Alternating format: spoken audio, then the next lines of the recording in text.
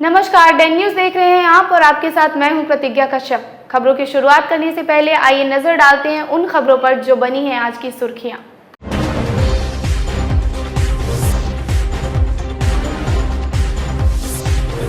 मुजफ्फरपुर में एक और मर्डर। साहिबगंज के पकड़ी असली गांव में अपराधियों ने गोली मारकर एक युवक की कर दी हत्या। घटना के बाद ग्रामीणों ने मचाया बवाल।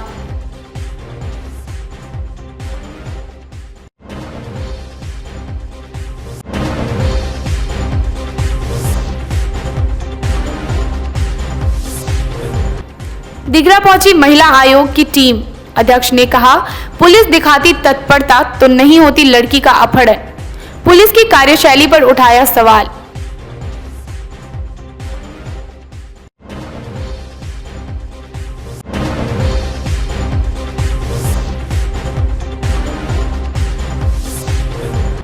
और एसएसपी का बड़ा बयान, दिघरा में नहीं हुई है डकैती, झूठ बोल रहे हैं परिवार वाले।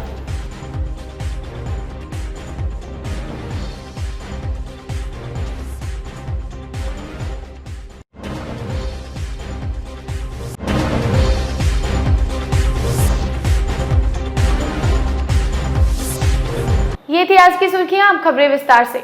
मुजफ्फरपुर के साहिबगंज थाना क्षेत्र के पकड़ी असली गांव में अपराधियों ने एक युवक की गोली मारकर हत्या कर दी। मृतक की पहचान बंगड़ा निजामत निवासी मिंटू तिवारी उर्फ मनोज तिवारी के रूप में हुई है।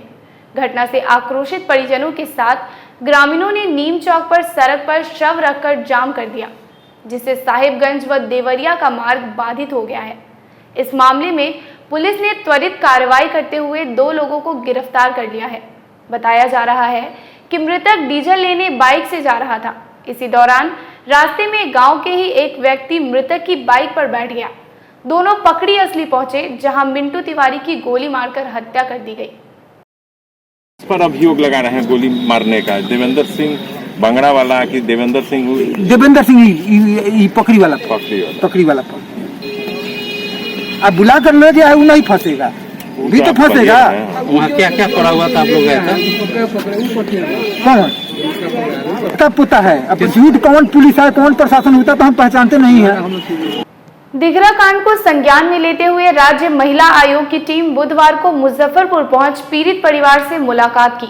परिजनों से बातचीत कर आयोग की अध्यक्ष दिलमनी मिश्रा ने सदर पुलिस पर सवाल खड़ा करते हुए कहा कि अगर पुलिस मामले में तत्परता दिखाती तो अपराधी लड़की को लेकर नहीं भाग पड़ते। राज्य महिला आयोग की अध्यक्ष दिलमनी मिश्रा और सदस्य नीलम सैनी बुधवार को दिघरा जाकर पीड़ित परिवार से मुलाकात की। परिजनों से बातचीत कर पूरे मामले की जानकारी लेने के बाद आयोग की अध्यक्ष दिलमनी मिश्रा ने साफ कहा कि पुलिस इस मामले में ठोस कार्रवाई नहीं की। उन्होंने कहा कि स्थानीय लोगों के आक्रोश शांत कराने के लिए पुलिस ने जो 48 घंटे का वक्त दिया था वह कब का खत्म हो चुका है। 6 दिन बीत जाने के बाद भी बेटी को बरामद करने में मुजफ्फरपुर पुलिस नाकाम है। इससे परिवार दहशत में है, तो वहीं जिले वासियों का आक्रोश बढ़ता जा रहा है। महिला आयोग की अध्यक्ष ने कहा कि नवरूणा कांड को भी पुलिस हल्के में लिया था, लेकिन बाद में उसकी हत्या हो गई।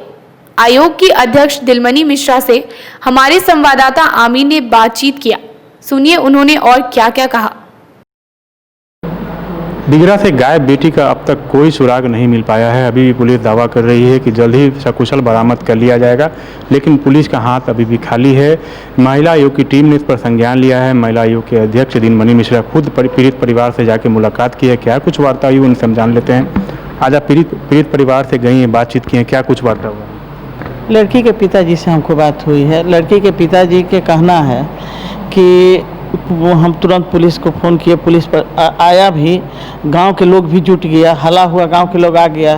तो हम एक ही बात बोले पुलिस से कि आप जल्द से जल्द मुजफ्फरपुर को सील कर दीजिए कि लड़की कहीं बाहर नहीं लेके जाए।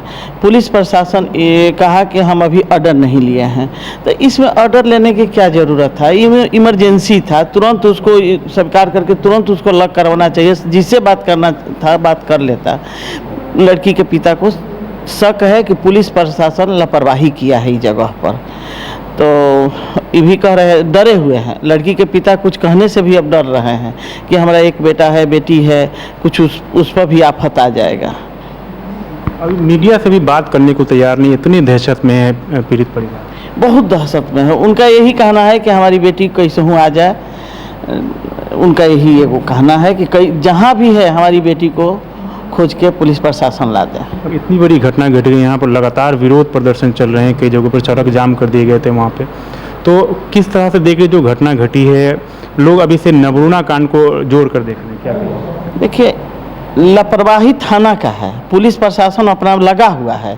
उस दिन थाना लापरवाही किया है, उस दिन यदि तत्पर हो जाता थाना तो ये घटना नहीं घटता। डीजीपी भी बात किए हैं, बोले हैं कि 3 दिन का समय दीजिए, आपकी लड़की को हम रिकवरी करवा देंगे, आश्वासन दिए ही हो जाएगा। लोग अभी से प्रेम प्रसंग से भी जोड़ कर देखने लगे हैं। नहीं, ये गलत है, ये नहीं है। लड़की प्रेम प्रसंग अब क्या है, लेकिन हमको नहीं लगता है कि बात है। डीजीपी से ही बात हुई है आपकी? नहीं है, इस पर हमको बात नहीं हुई डीजीपी से बात। बिहार में इन दिनों थाना में बड़ी लापरवाही, जो पीड़ित जाते हैं खासकर लड़कियां पर शोषण हो रही है, लेकिन थाना सुनती नहीं, क्या कहें? हम तो बार बार यही कहते हैं कि थाना को बहुत लापरवाही है। थाना हमारा बिहार के सुधर जाएगा, मेरा बिहार सुधर जाएगा। कोई भी महिला जाती है, हमारे आयोग में भी आती है कि महिला पिटाती है, मार खा के जाती है कि फलना हमको मारा है, केस नहीं लेता है, तो मेरे यहाँ आती है, हम उसका केस दर्ज करके उसको हम सुरक्षा हर तरह का सुविधा दिलवाने के काम करते हैं। क्या लग रहा है, पुलिस जो आश्वासन दिए 3 दिनों के अंदर बरामदगी की, कर लेगी पुलिस बरामद? क्योंकि अब जो नवरूणा का कांड हुआ था अभी तक उसमें कोई क्लू नहीं मिल पाया। हमको तो विश्वास है कि जरूर कर लेगी पुलिस, रिकवरी हो जाएगा। महिला आयोग के अध्यक्ष दिलमणि मिश्रा को आप सुन रहे थे। इनका साफ तौर पे कहना है कि पुलिस से इनकी बात हुई है और इन्होंने कहा है कि पुलिस की बड़ी लापरवाही मानते हैं, जिनको ये डीजीपी तक इस बात को रखेंगे और यहाँ के एसपी से भी वार्तालाप इस बारे में करेंगे। कैमरा पर्सन रविकांत के साथ आमिर, डे न्यूज, मुजफ्फरपुर। इधर दिघरा मामले में एसएसपी जयंतकांत ने बड़ी बात कही है। बुधवार को एक तरफ जहां महिला आयोग की टीम पीड़ित परिवार से मुलाकात कर रही थी, वहीं दूसरी तरफ एसएसपी जयंतकांत ने कहा कि डकैती की घटना हुई ही नहीं है। इस बात को उन्होंने कई बार दोहराया। हाँ, एक बात उन्होंने जरूर कही कि लड़की जिस किसी के साथ गई है वहां से उसे जल्द ही बरामद कर लिया जाएगा। अभी तक के इसमें जो इन्वेस्टिगेशन हुआ है, उस इन्वेस्टिगेशन में जो पॉइंट्स नज़र आए हैं कि लड़की को हम लोग रिकवरी का प्रयास कर रहे हैं और बहुत जल्दी ही उसकी रिकवरी हम लोग कर लेंगे और उसके बाद में जो उसका स्टेटमेंट लिया जाएगा उसके बाद ही आगे की कार्रवाई होगी। और जो अभी तक फैक्ट्स सामने आए हैं उस फैक्ट्स में ये बात एकदम स्पष्ट तौर पे आ चुकी है कि किसी भी तरीके की कोई डकैती की घटना हुई ही नहीं है। और क्योंकि घर वालों ने 24 घंटे के बाद में इंसिडेंट को ही रिपोर्ट किया था, तो इसलिए जो है बाकी इसीलिए जो है आगे की कार्रवाई जो भी हुई है, लेकिन किसी भी तरीके से कोई डकैती की घटना नहीं हुई है। ये अभी तक हम लोगों ने इस बात की पुष्टि भी कर ली है, जिसकी पुष्टि उनके द्वारा जो एफआईआर में मोबाइल नंबर दिया गया था, जो घर वालों ने मोबाइल नंबर दिया है, उसी के थ्रू हम लोग को इस बात का एकदम फैक्ट्स पता लगे हैं कि किसी भी तरीके का कोई इंसिडेंट नहीं हुआ। सेम इसी बात को जो एफएसएल टीम आई थी उसने भी पूरी तरीके से इस बात को बताया है। इस बात को मैं ऑन कैमरा इसलिए सिंपली कह रहा हूँ क्योंकि इस बात से अभी पूरे शहर में, मुजफ्फरपुर शहर में बहुत सी अफवाहें फैल रही थी, तो उस बात के लिए हम लोग बता दे रहे हैं कि हम लोग का इन्वेस्टिगेशन एकदम राइट डायरेक्शन में है। लड़की की जो किडनैपिंग हुई है, वो किडनैपिंग में वो जिस भी पर्सन के साथ में गई है, हम लोग बहुत जल्दी उसको रिकवर भी कर लेंगे। इस मामले में 2 लोगों की अरेस्टिंग की गई है, लेकिन ये बात एकदम क्लियर है कि घर में किसी तरीके के डकैती का कोई इंसिडेंट हुआ ही नहीं था।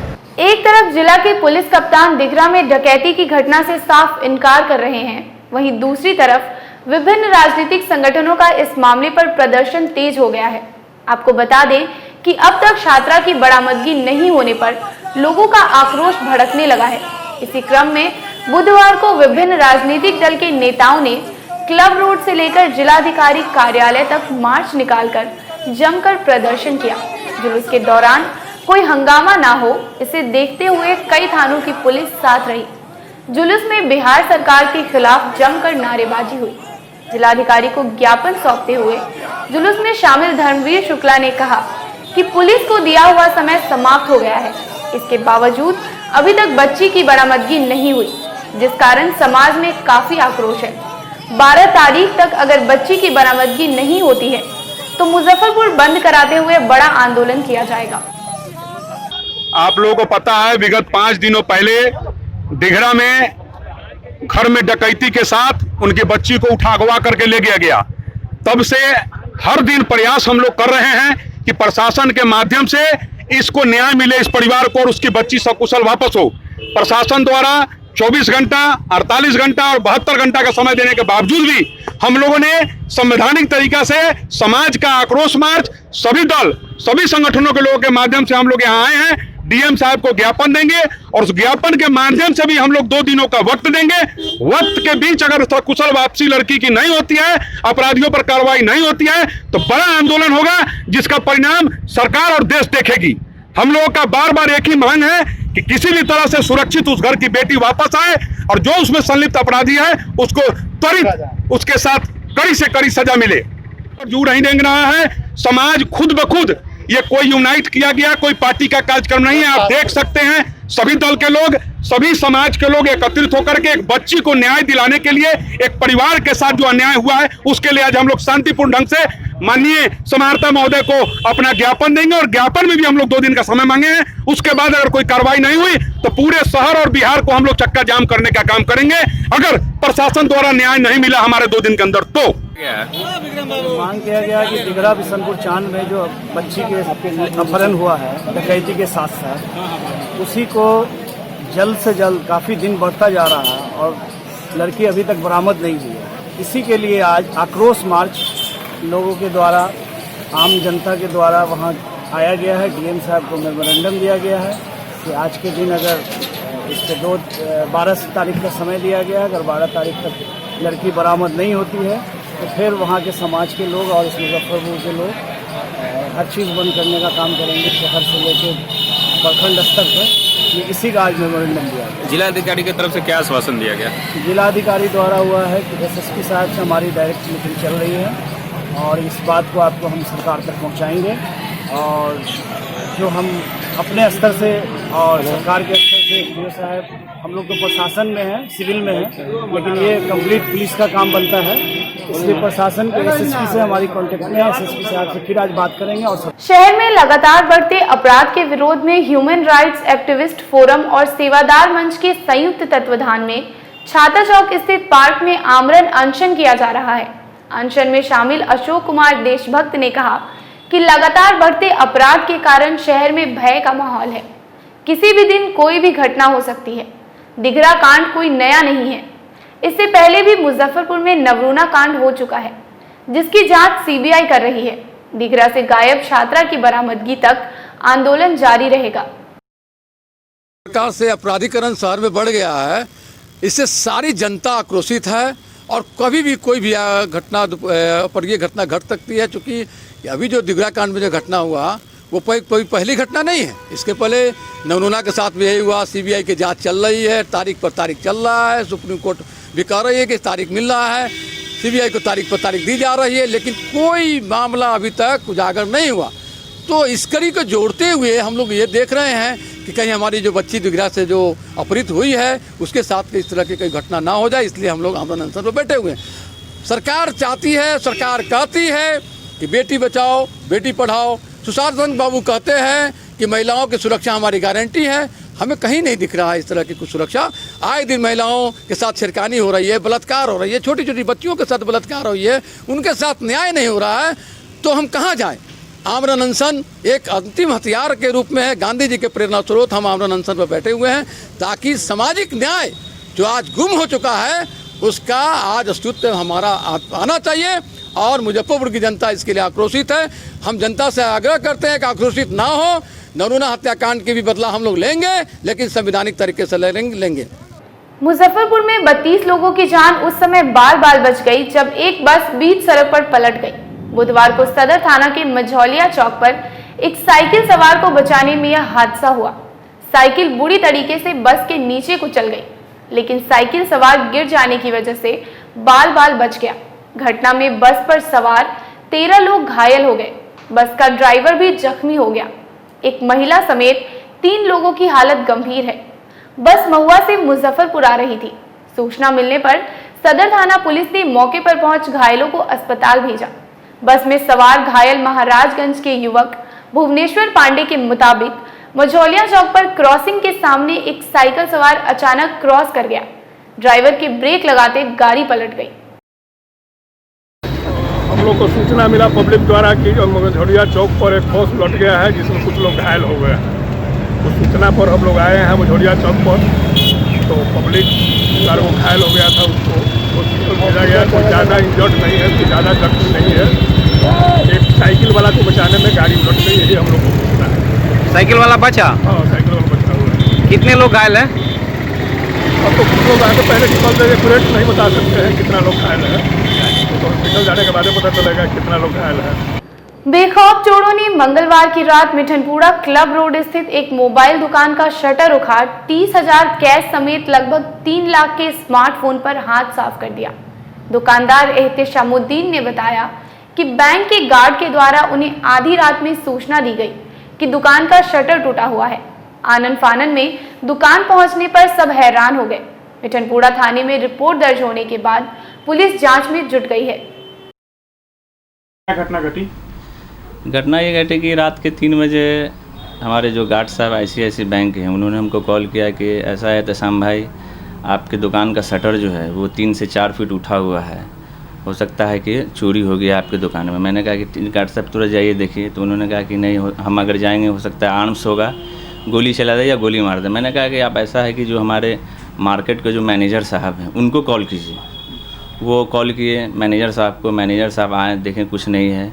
वो फ्लैश लाइट जला के देखें तो सब सामान बिखरा हुआ था, शटर टूटा हुआ है, वो देखें। फिर बहुत इधर उधर किए, कहीं कोई ऐसा कुछ नहीं मूवमेंट था। फिर हमको कॉल किए, फिर हम आए, बहुत देर रुके रहे, फिर सुबह हुआ गए तो थाने में केस दर्ज करवाएं। क्या क्या नुकसान है? नुकसान में मेरा 3 लाख का है मोबाइल।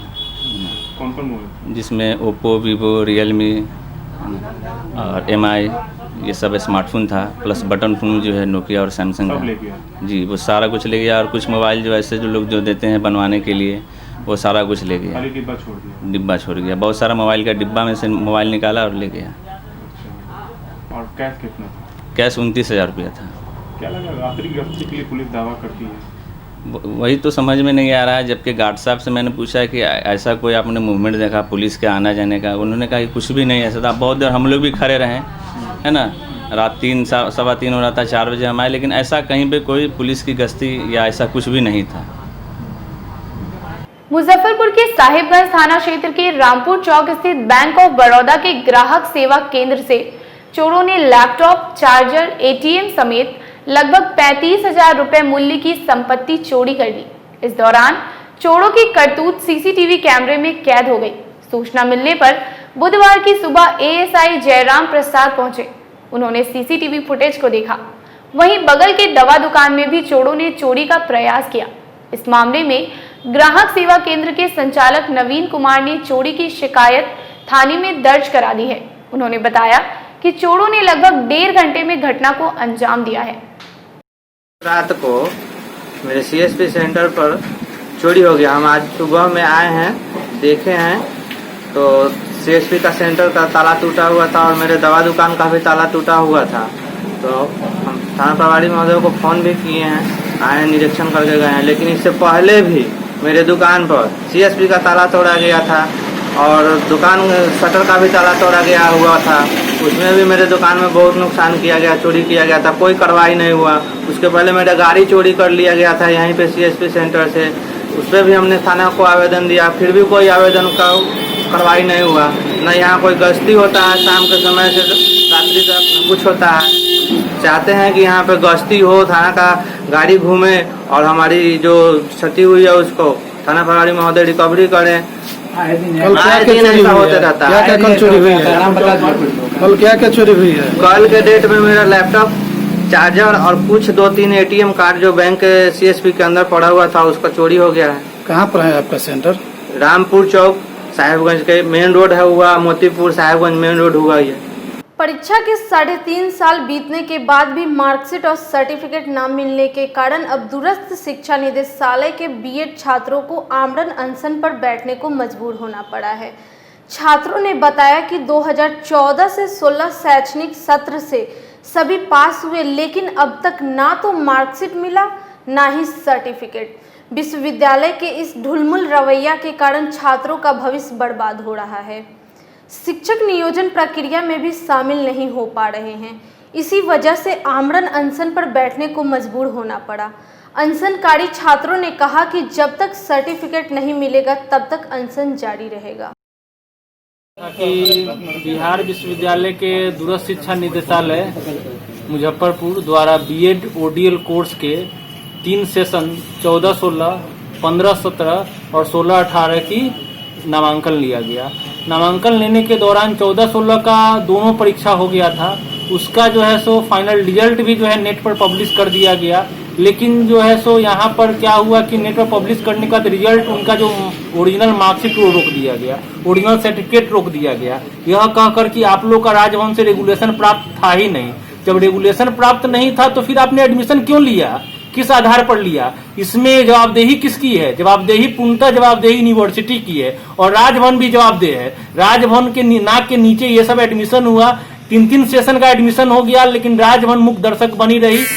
ओरिजिनल मार्कशीट और जो है सो सर्टिफिकेट जो है सो इशू किया जाए सत्र 14-16 का। इसको लेकर क्या कर रहे हैं? इसको लेकर हम लोग अनिश्चितकालीन अनशन कर रहे हैं। इसमें जब तक हमारी मांगे पूरी नहीं होगी हम लोग अनशन इसी तरह जारी रहेगा। इससे पहले भी हम लोगों ने अनशन किया, लेकिन झूठ बोलकर हम लोगों का अनशन तोड़वा दिया गया कि आप लोगों का जो है सो राजभवन से रेगुलेशन मिल जाएगा, आप लोगों का ओरिजिनल। शहर में जल जमाव, जर्जर सड़क और सड़क निर्माण कार्य में हो रही अनियमितता को लेकर बुधवार को निकटतम प्रत्याशी संघ ने जिलाधिकारी को ज्ञापन सौंपा और मांग किया कि इस मामले को गंभीरता से लेते हुए नगर निगम द्वारा अनियमिततापूर्ण कार्य का उच्च स्तरीय जांच कराए।